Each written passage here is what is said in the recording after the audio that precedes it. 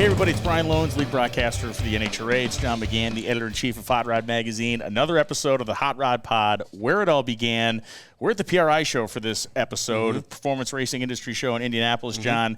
And we're sitting down with a guy that you're very familiar with. A lot of our viewers are, former Hot Rod editor and man about town, Jeff Smith. Right. Jeff Smith was tech editor at CarCraft when I first got hired onto the magazines. I'd been working for 3 years for the company prior to that, but got hired as a staff editor, the lowest guy in a job, yeah. And Jeff told me, get your track shoes on. We're going to be real busy. And it was, I was with CarCraft for 12 years, worked with Jeff for most of that time. And mentor of mine, just a great dude, lots of cool stories to tell. And, former editor, CarCraft initially, Hot Rod, Chevy High Performance, just been with the company for a long time. Basically the guy that founded the pro touring movement, a guy that was on the forefront of the fastest streetcar movement. Jeff Smith, the subject of this episode of the Hot Rod Pod. Enjoy.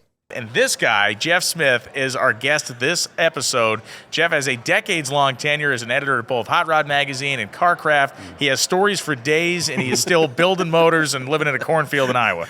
That's right. That's right. They just there's 10 acres outside my house, and they just harvested it, and he told me they got their best yield ever, right? and my son says, well, you should charge more money, you know? And I went, you don't understand how this works. He makes me look like I know what I'm doing. So I don't care, you know, just because it looks really good, right? Corn was like 10 feet high. It's always a good thing. When the farmer is happy, I think everybody's happy.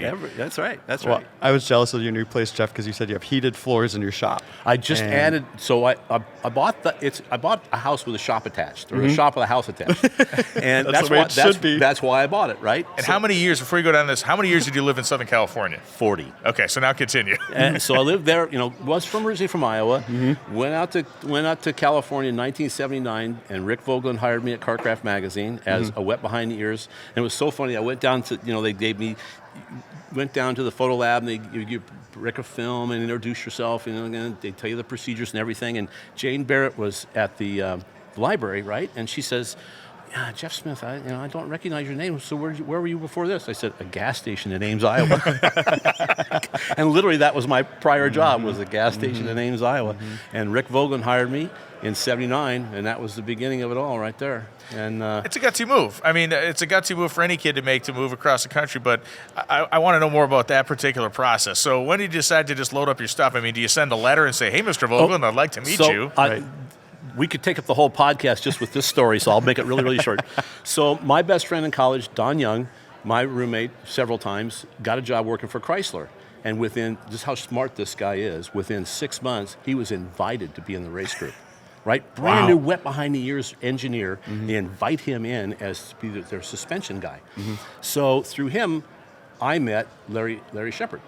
So I said, and I was still in school. He had graduated. I still had 1 quarter to go. I was a fifth-year senior. So I said, hey, I'll bring your girlfriend out with me. Along with my girlfriend, we'll come visit you. Can you set up a meeting with me with Larry Shepard? So I meet with Larry Shepard. He tries to talk me out of going to CarCraft. Because I said, CarCraft's where I want to work. And he goes, it'll never work. Don't do it. Never work. So I, of course, didn't listen.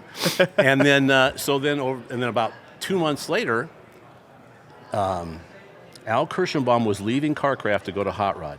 And at this time, there were maybe 5 or 6 people that knew about it, right? But Shep was one of them because Kirschenbaum was tight with Larry Shepard. So Don calls me and says, hey, I hear that there's an opening at CarCraft, and he told me the story. So I immediately called the magazine, tried to get a hold of Rick. He wasn't there, but Kirschenbaum was there. And Kirschenbaum usually worked from home. It was just surreptitious. I mean, it was just all the moons and stars aligned. So he took my call from some yokel in Ames, Iowa. So I called him up and I said, I understand, my name's Jeff Smith and I'm just a reader. You don't know me, but I understand that you're leaving to go to Hot Rod and there's a position open and I'd like to apply for it. And there's silence in the phone. I was like, like 5 seconds, right? I went, hello? And he goes, who is this? And I went, I'm just a guy, and he goes, no, who is this? There's 4 or 5 people in the world that know that I'm going because it hadn't been signed off yet, right? Publishers have to talk and agree, and all kinds of behind the deals. And here's some kid from Iowa calling him up. He goes, who are you? And I finally said, well, he said, how do you know this? And I said, well, Larry Shepard told me. And he goes, oh, you know Shep? I went, no, I'm not dropping names, man. It's a friend of a friend of a friend kind of thing. But that's how it all started. And then I waited, of course, for Peterson to send me a first-class ticket on an airplane to fly out to California for an interview. That didn't happen. So finally, I called Rick and I said, "How about if I just come out? I want to see the Winter Nationals." "Oh yeah, come on out." And I'm thinking, I'm gonna live under a freeway or something until you hire me. And it took them 4 months to hire me. So I was staying with my dad lived in San Diego, so I had a place to stay. So I was like Dustin Hoffman in The Graduate, right? Sitting down my dad's pool, just graduated college. The only thing I don't have is Mrs. Robinson. That's the only thing I did have. But 4 months, and every day I'm thinking I should just pack it in. I mean, he's there, and my dad would come home and go, "Did they tell you no?" I go, "Well, no." He said, "Well, then hang in there, hang in there." Yeah. And I would make up excuses to go to L.A. to go and just walk into the company or the magazine, and say, "Hey, I'm here, made a decision yet, I'd like to hand deliver this subscription card to you. Right. And he finally did. And you know who was up for it came down to two of us. You know who the other guy was? Cam Benty. Oh, wow. No way. No, we didn't find that out till maybe 2 years later. Okay. We were comparing notes one day, and I went, "You were the other guy." Cam says, "You beat me out for the job." Yeah. And Cam did get hired eventually. And eventually did, and followed me as Carcraft editor after I went out to Hot Rod in 87. That's very cool. Yeah. Yeah, you drove here, then you drove to Los Angeles here. Yeah, from Los Angeles. Drove my 66 Chevelle with a small block, because I'd already blown the big block up. So drove it out there in 283, and then had to come home and drag all the rest of my stuff. So I came home and rented a U-Haul truck and flat towed my 55 to California behind a U-Haul truck. I couldn't see it. I couldn't see it because it was narrower than the truck, and so all you could see was the shadow on the road. So that's still attached. Yep. I think when we look at, because your tenure as editor of CarCraft was 84 to 87. Correct. Yeah. What was to me or to you, I should say, in that 84 to 87 time frame? Did you make every mistake as far as? Oh my God! Another good story. So I'd been editor for maybe a month or two, something like that, and Winter Nationals. So I run into Rick Vogelin at the track. We're walking, and it was Saturday night or something like that, and had a hotel room, So I'm walking so I see Rick, and we're talking for a little bit. So how's it being editor? And I said, if it's anything like last night, I don't know if I can do this. He goes, "What are you talking about?" And I said, I woke up in the middle of the night.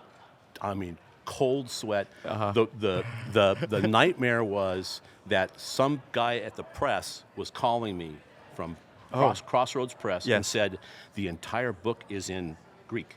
And it was like, and I woke up. My wife goes, "You okay?" I go, "No." I was sweating. I was scared to death. And he just looked at me and said, "So what makes you think you're the only one that's had that happen?" And I went, "You're kidding me." And he goes, "It's like the old time World War II movies, right? Where the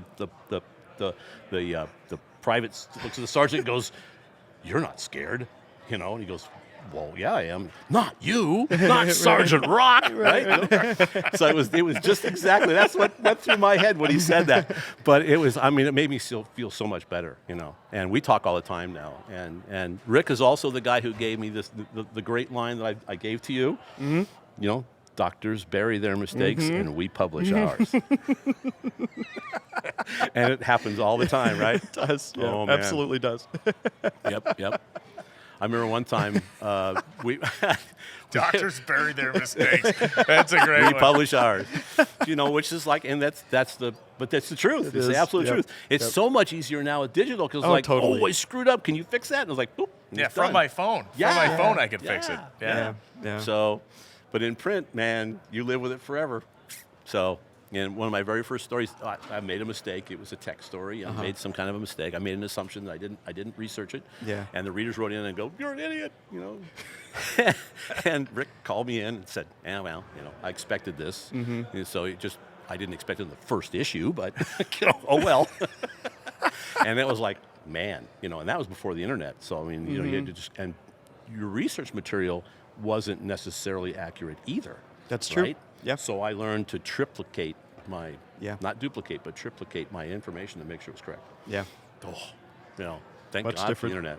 Much different. Much easier now.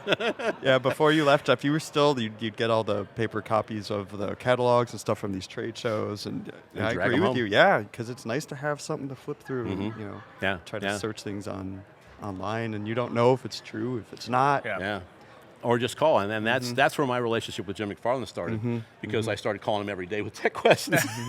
Hey Jim, hey Jim, hey Jim. Yeah. Start disguising your voice. And so he would say, well, just save them up and bring them down on Fridays. So we started something I called the Edelbrock Friday Afternoon Club, and I go down there Friday afternoons, and sometimes till 7, 8, 9 o'clock at night. Yeah. We'd be up in his office. No one else in the business company's there except us. Yeah. And it was just really, really special. He's recently passed away. Yeah. I mean, he was my mentor. He was the guy. I've saved all the letters that he sent me over the years, encouragement and things like that. Just a absolutely wonderful guy. One quick McFarland story. Yeah, go for it. So, Diana brings me in as the editor of Hot Rod Magazine, and I accept the position. And then he looks at me and goes, "Okay, you've got 4 months to get ready for the 40th anniversary issue." 4 months? Man. Yeah. Oh, thanks for nothing.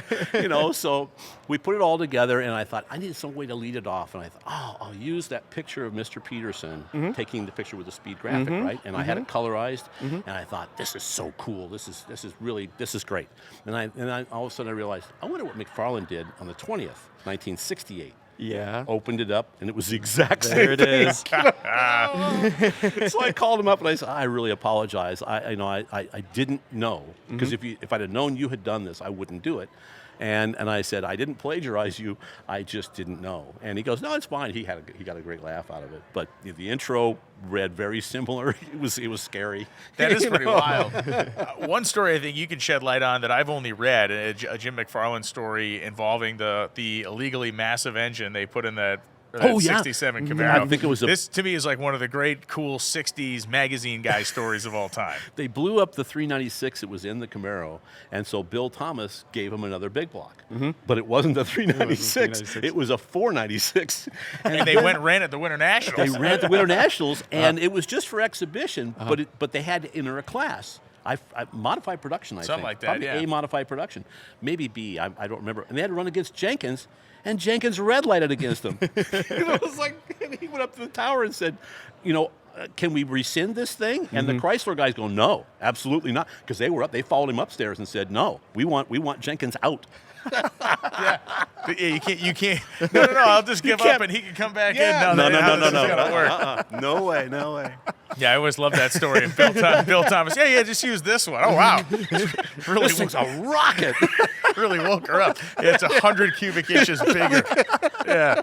That'd make a difference. and Jim said, he told me, he went to Thomas, he said, well, you wanted to win, didn't you? Okay, you put it that way. Great stuff. I mean, just wonderful stuff. The mid-'80s, and now this is something that's come back, obviously, like over the roaring following is Pro Street. I want to talk about that because 84 to 87, I'm not saying that was peak, but it was like that was a train that was had a rocket. Going forward, yeah. Oh, yeah. And so there was, a guy did a book where he looked at how many pages of Pro Street stuff that the magazines did. Yeah. And I apologize, I can't remember his name, but it's a great book. And it was like I was like at the top of the sheet for Pro Street. I mean, it was like every cover every month was Pro Street this, Pro Street that, and which then drove eventually. Even back at Carcraft, we started the Real Street Eliminator to try and get away from it. It was like this needs to be the next new thing, and which it turned out to be somewhat popular, I think. It was, and you get credited for coining the phrase or coining the term pro touring. You and Mark Stilo. Well, Stilo did. Stilo did, because it was a trip on Hot Rod Power Tour. Yes. And we're in his Camaro, and we're talking back and forth, and he's pushing this thing around. I'm on board. I'm making my Chevelle handle, all that good stuff. Yeah. And I said, but if this is going to happen, it needs a term, like Pro Street. That's what it needs. Yep. And so then we got on to other things, and I totally forgot about the conversation. Like 2 weeks later, he calls me up and goes, I got the term. I go, what are you talking about? I'm at Chevy High now. Right. And he goes, remember that thing we talked about with my Camaro and stuff that needs a term? And I went, yeah. He goes, Pro Touring. I went, oh, dude, It that's works, it. though. He says, you can have it. And the hard part was selling it to the company to put it on more than one cover.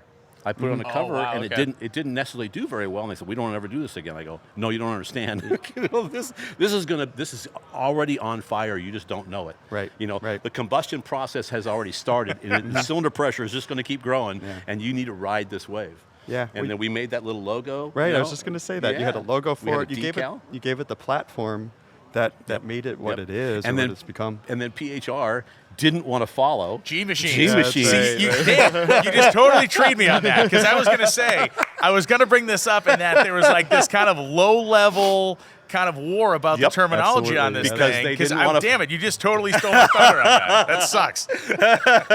Because they didn't want to follow it, and it was too good an idea not to. It was. So, yes. I would have done the same thing. So it was like it worked, So yeah, but that's where it came from. It's pretty neat. Would you consider the Real Street Eliminator deal the first kind of one of these contests, which we now know as Drag Week, we now know as the Cars and Cones, we know as all these trips? Do you kind of place that as one of the first of these ideas to kind of reset the typewriter carriage? Go, okay, listen, this is what a real car is. Yeah, I think so. And Rick Vogelin and I came up with the rules for that. I was riding with him to SEMA, and in his little, what was it? Front-wheel drive wagon. What was wagon? What was that back in the 80s? Celebrity? Yeah, it's like a Cavalier. celebrity wagon. Wow, Cavalier celebrity wagon. And I'm sitting right seat, and I'm writing out, and he's helping me with the rules. So we wrote the rules on the way to SEMA. That's very cool. Because he came down to LA for something, and he goes, "You want to ride with me?" And I was like, "We'll share a room." It's like, "Yeah, that's great." So that's where it came from. And the initial one was very complex, and we had numbers, and because we even had value placed on the vehicle.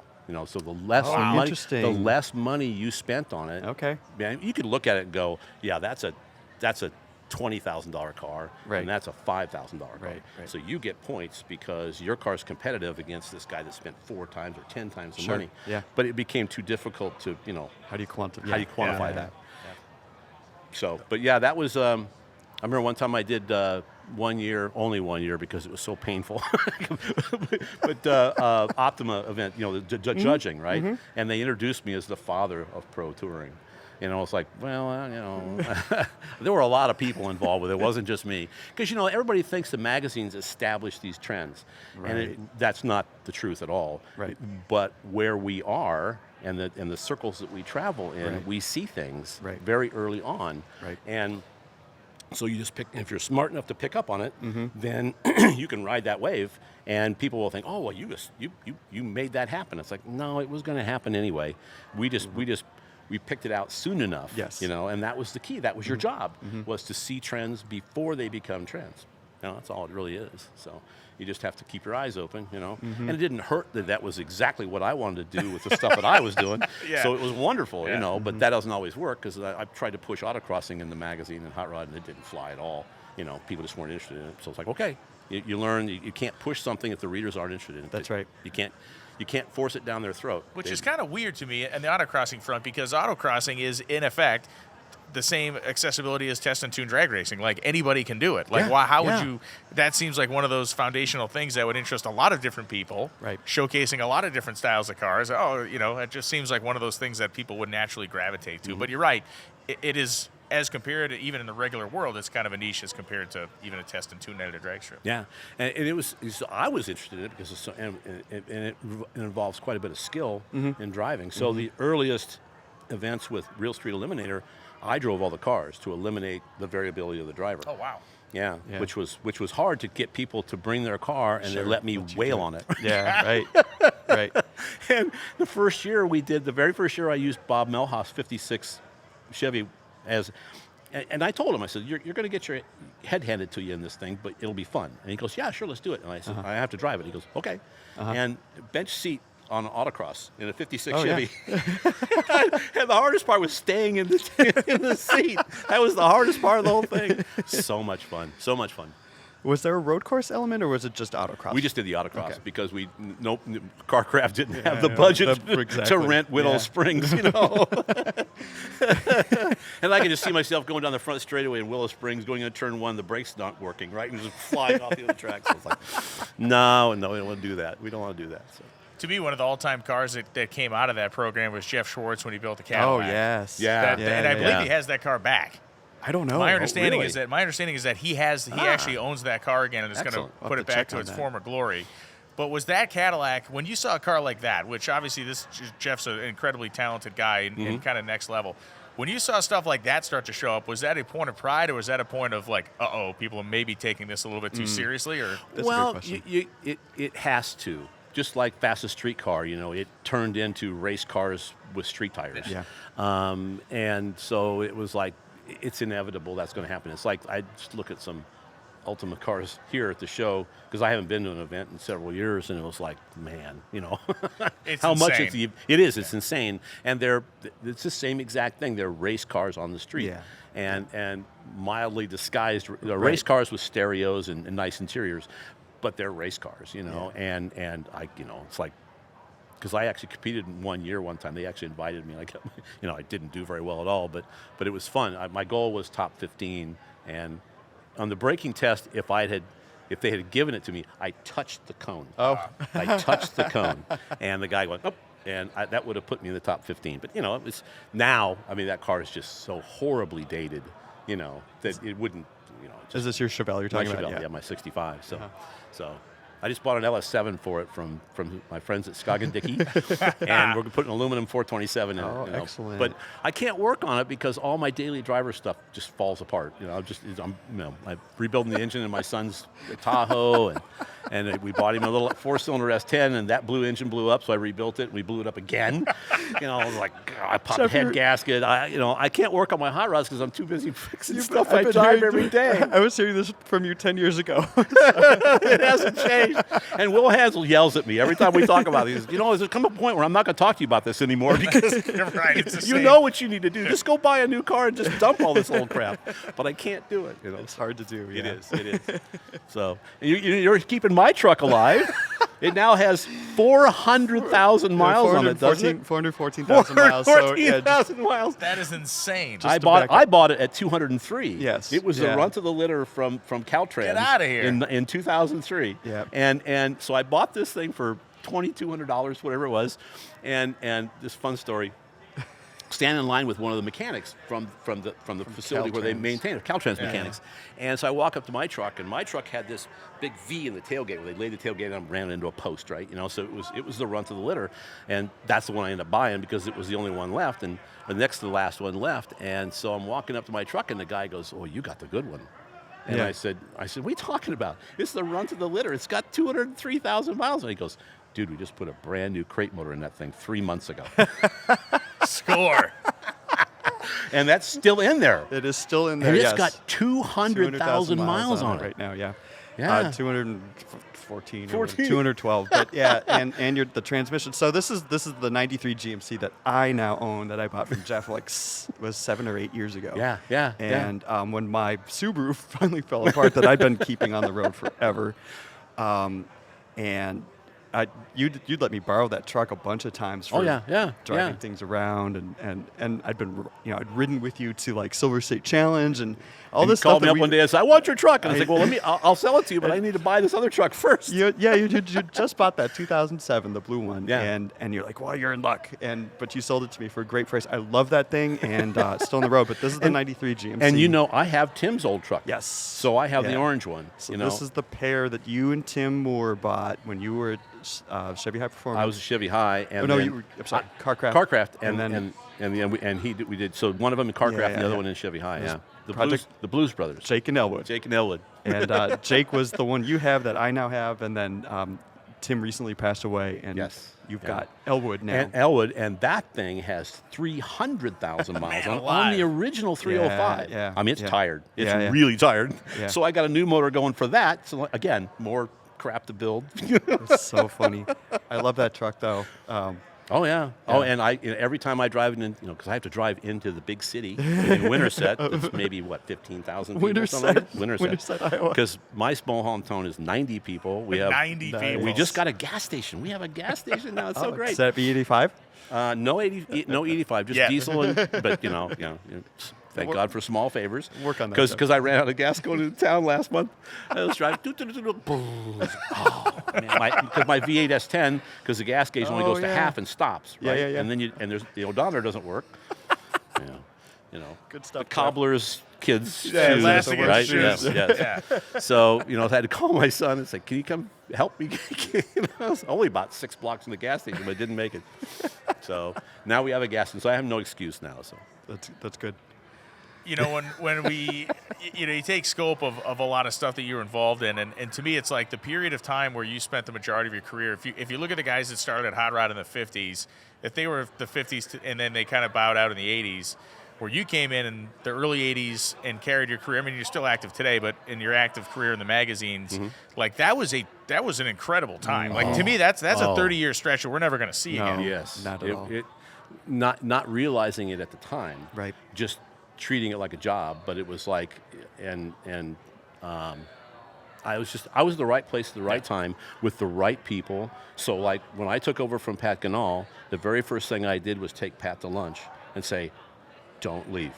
I need you here because you're the street rod guy. You and Gray Baskerville are the street rod guys. I need you guys here because I know the hate mail's coming. Oh, this guy's a street machine guy. He's going to kill Hot Rod Magazine." And those letters came in by the dozens. It was serious hate mail. And it's like, so we need to have a street rod presence, and you're the man, And so, he did. He hung around for a while. It was fun. It was fun. Sure. It was challenging, because Pat had a huge ego. Yes. I didn't go to the memorial, but I guess his son Bill wore a T-shirt that said, "Was my dad ever a dick to you?" And of course, everyone would walk up and go, "Yes." But that was Pat, And once you got past that, he was a wonderful, wonderful guy and a wealth of knowledge, So it was and Philippe Don and and I can't, of course, Marlon, right? And it was just a wonderful time. So one quick Marlon story. Yeah, absolutely. Okay. So I had not been editor very long. Marlon being Marlon Davis, Tech editor, legendary tech editor. And was there longer than any of us. Yes. I mean, I think he eventually got to the point where he had the longest tenure at Peterson. Yeah. Continuous tenure at Peterson ever. He did. For anybody. Yeah. I mean, maybe even DeLevo, Bob DeLevo, the head of photography. Anyway, so very early on, so I'm still kind of, because managing Marlon was a challenge. Very unique guy, very unique personality. Wonderful, honest, just genuine person. Did not have a disingenuous bone in his body. So he's in my office and we're talking, and he says, "What are you working on?" Well, I'm working on this, my white car, my '66 Chevelle, and it's got factory AC. It's a short water pump, and I don't have any of the brackets, And so I'm looking for them, and that was just just a car guy chat. Yeah. And then we talked about some other things. He leaves, and then he comes back at like 6 o'clock. He walks in. He's got 4 pages of notes of his legal notepad. Yep. And it's there's dozens and dozens of part numbers. Yep. For me. Yep. And then he said, because in his office he had all the old parts books. Oh, okay. And he would go every year to the Chevrolet dealership. Yeah. I think it was Get the fresh one and get last year's, because they would give them to him because they had the new ones came in, and he said, "You know what the best part about all this is?" I go, "No." He goes, "None of these are available." And it's like, oh. And I thought, I got to be careful here, because you could wind him up, right? Just send wind him on up a mission, send him on a mission, and he'll just run until he drops. He's like running a horse until it dies. You had to be careful. So Marlon's a wonderful, wonderful guy. He was an acquired taste. Absolutely, yeah. Like Jeff said, very, very genuine, quirky personality. But Yes, yeah. But super nice guy. You did a road trip with him in the Corvette. We did. So one of the first things we did at Hot Rod. How long a road trip? It was about 2 days. Get out of here. Okay, this is gold. In a 62 Corvette. A hardtop 62 Corvette. And so what we were doing was Route 66. And so we were going to do the last leg. And so we actually went up they call it the Gold Road from Kingman up through. You and I went to that town. Yes, we did. Oatman with the so donkeys cool. walking around. Yeah. Because I talked to you in it. Because I'd been there with the 62. Yes. And so we're sitting in this hotel bar. This is another good story. So we're sitting in this hotel bar with these people I've just met, right? And they said, there's a gold mine just outside of town if you want to come see it. It's just a hole in the ground, but you want to see it? I was like, yeah. So we get there, and they pulled the bars apart. They blocked, the Bureau of Land Management had blocked us off, but you could squeeze through there. So we're standing around this pit, and he goes, here, throw a rock in the center. And you never heard it hit the water. Like, how deep is that? And then all of a sudden, this thought ran through my mind. I don't know these people. Mm-hmm. And they've lured me to this place. They've lured me to this hole, and Marlon's just, this is so cool. And I start backing out, like, okay, we got to go. Because all you have to do is go, and then never find you. Take your car and never find you. I was really scared. So we need to get out of there. So we go back to the hotel, meet these other people, and they said, you need to take the old road. It's not maintained, but it's still there. That will connect you back into I-10, and then there's an old section for Old 66. You need to take this. And we were like, well, because half the people in the bar were going, I wouldn't do that if I were you. The other half are going, oh, you need to do this, it's so cool.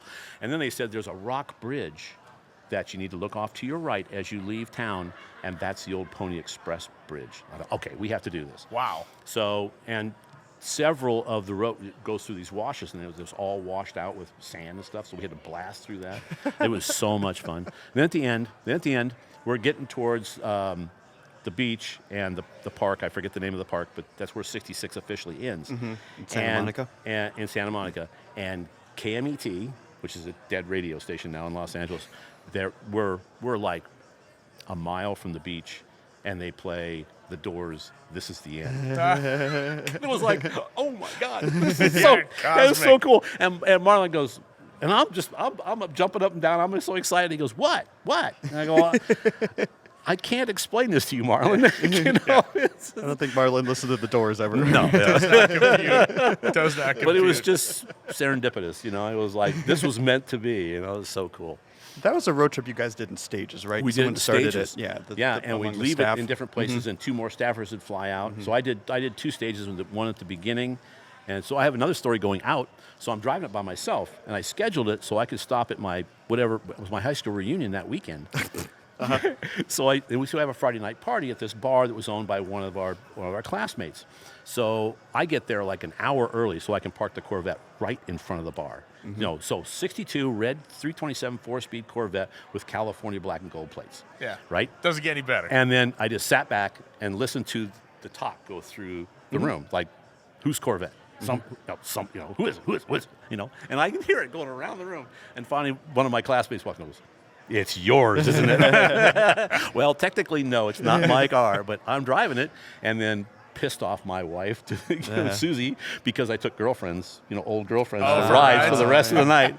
Yeah, that didn't make me any points at all. So it was fun. It was a good time. You were the car guy then in high school, right? And one of the girls I actually dated in high school walks up to me at one point and she goes, "You have not changed at all." And I went, awesome. No, why would I? Exactly. I'm getting paid to do something that everybody else, it's a fantasy job, right? Yeah.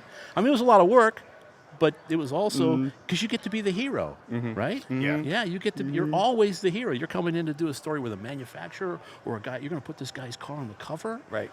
I mean, you just made his life.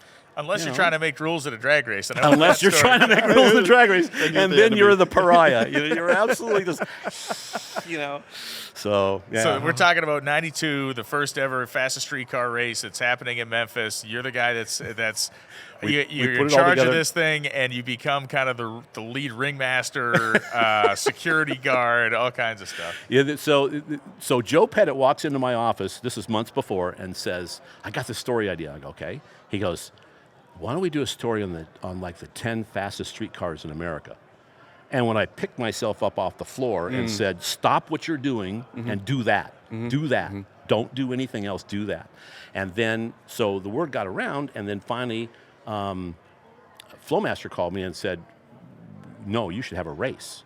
And I said, "The company won't let us do it." He said, "We'll put it on." let us put it on Yeah. down in Memphis, and we did it in conjunction with NMCA, which was then the Muscle Car Association. Yep. And it eventually evolved into the fastest street car thing, but so that's how it started. And then so I thought we'd have this little meeting of all the racers at the base of the tower on Sunday morning, and it became a near riot. Because everybody was out to promote their idea of what the rules should be, and I thought there was going to be like, and that's when I realized I do not want to be, a race sanctioning body or set rules, because then you're universally hated. And that's the nature of the beast. It is, because every racer is out to promote his program and doesn't care about anybody else. So only one person in mind. No one has this global idea except you. Yeah. And that won't work. But it's interesting. It does take a personality like Lonnie Grimm, who's kind of, I think you could scream at him in his face, and he just sort of, well, John, I see what you're saying, but we're not changing this. Completely unflappable, and it takes somebody like that. Yes. And I don't have that personality. I don't either. I would just, I couldn't do it, because too many years of being the hero, right? And it's like, yeah, this is great. I like this idea. We want you to do this. No, I don't think so. One of the things that, on the opposite end of the spectrum, something that John's really gotten back into now with Hot Rod is Dare to be Different. Yeah. And Dare to be Different was something that you guys championed. And I remember as a kid getting the magazines and being excited when you'd see that on the cover, because I was going to see something in those pages that I hadn't seen before. And it really came from an illustration. Oh, no, see, I'm getting old, and names are just lost me. So I apologize to the illustrator, not Daryl Mayab. Anyway, it all started with that, and he sent me these little pictures, line drawings, and I was like, we need to do something with this. And there were people building cars like that. 49 bullet nose Studebakers and all that kind of stuff. And Scott Sullivan sent me. He still has the car, and it's in process.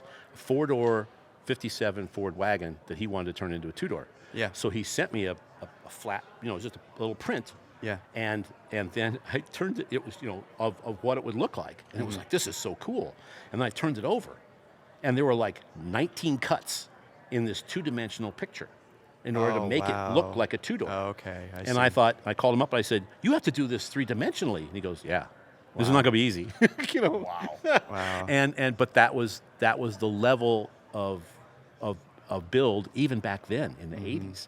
And and then Rocky Robertson and all the stuff in the J2000 with Rick Dobbertin and people really bag on the J2000, and my line has always been the same.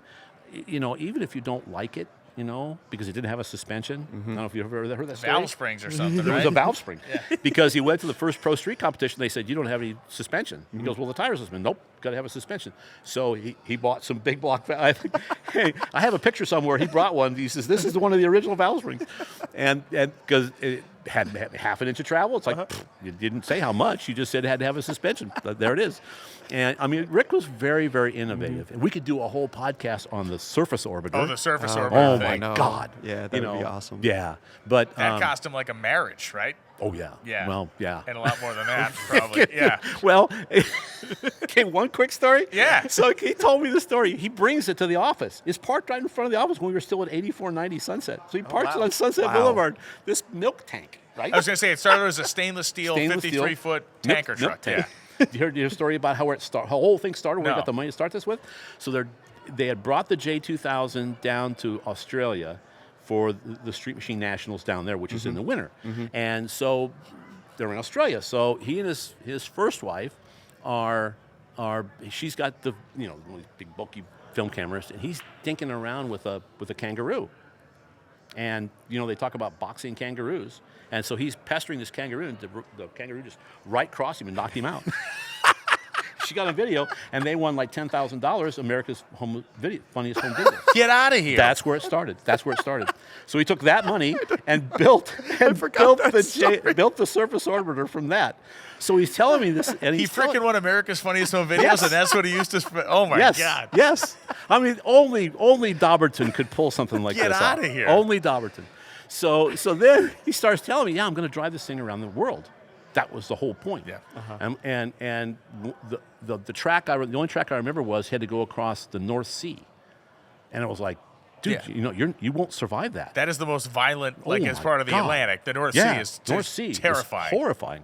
And I said, no, Rick, no, don't do this. I don't want to lose my friend, and think about everybody else that might have to go out and try and search for you, So anyway, it's, there are dozens of Dobbertin stories.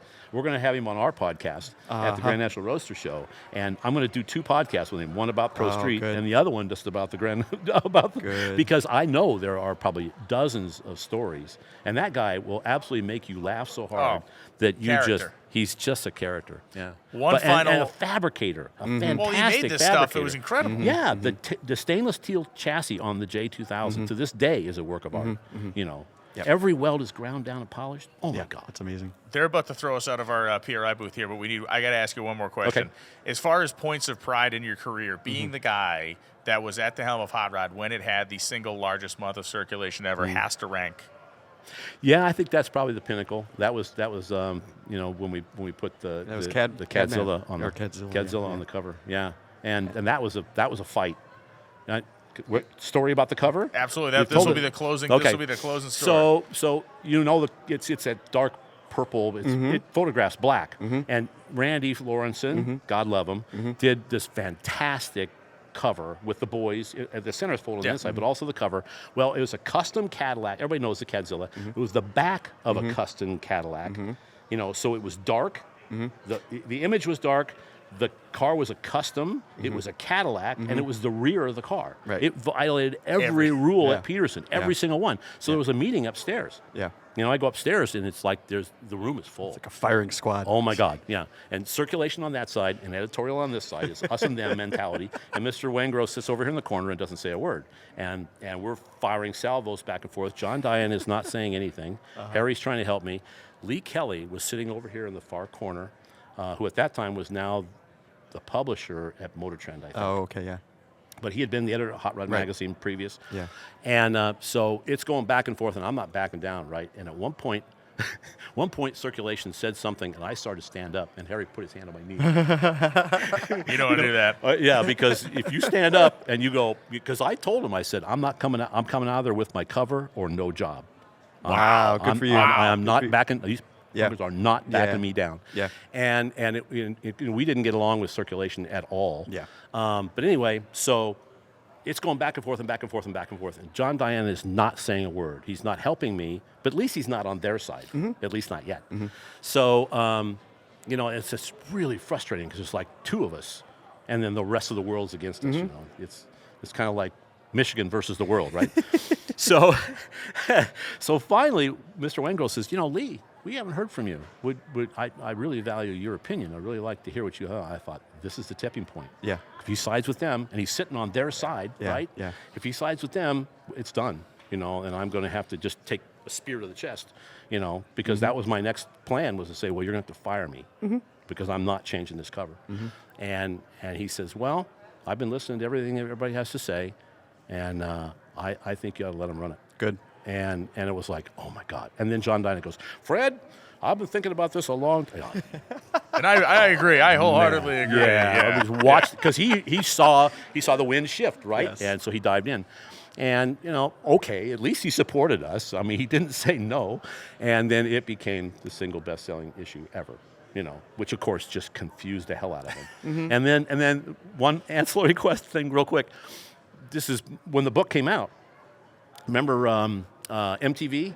And they would have this guy stand up and do Kurt Loder, and he would do the news, right? And there'd be the picture of the Earth spinning behind him. And so I came home and I'm just channel surfing, and Kurt Loder, I'll stay here, and I watch a little bit of video or something news, and then he goes, and ZZ Top's on the cover of Hot Rod magazine. He holds up a cover of Hot Rod magazine on MTV. On MTV. Like, I'm trying to get a VCR, right? Get a tape in there, and I missed it, and no one believed me the next day in the office, saying, nah, you're making that up, But we were on MTV, and the book just flew off the shelf. It was just right place, right time, and bringing in an outside, because I'm sure there were some rock and roll people that thought, what is this? Let's buy this. What is ZZ Top doing with a car? Right. So. And that was 1 million copies, right? Yeah. Yeah, million copies. And we actually were, I think we were there for the year. For the whole year. Yeah. Yeah. The only time Hot Rod was ever there. Yeah. And again, it'll sound like, well, I was there. No. I mean, it was just we were at the right place at the right time. Doing the right stuff. And all the stuff was working. All the moon and stars aligned, and had it not been for everybody's contribution, circulation, even though we hated them, they did their job and the book sold. Yep. So That's awesome. Yeah, it was a lot of fun. A lot of fun. This has been awesome. Yeah. Always great to catch up with Jeff. Yeah, Jeff and I worked together for a long time at CarCraft. At CarCraft. Mentor of mine. It's an honor to Yeah, follow in your footsteps, It's Jeff. just fun. So It's fun. It's really cool. Jeff Smith, thank you so much for taking the time. Oh, man. dude, It's my awesome. pleasure. My pleasure. That's it. That's a wrap on another episode of the Hot Rod Pod, wwhere it all began. I think we're going to have to probably do a part 2 or 5 with this guy down the road. We're going to keep harassing him. We'll probably go out to Iowa and go harvest some corn with him. We'll be back. More guests from the aftermarket, more guests from the legendary history of Hot Rod Magazine and High Performance World. Thanks for watching.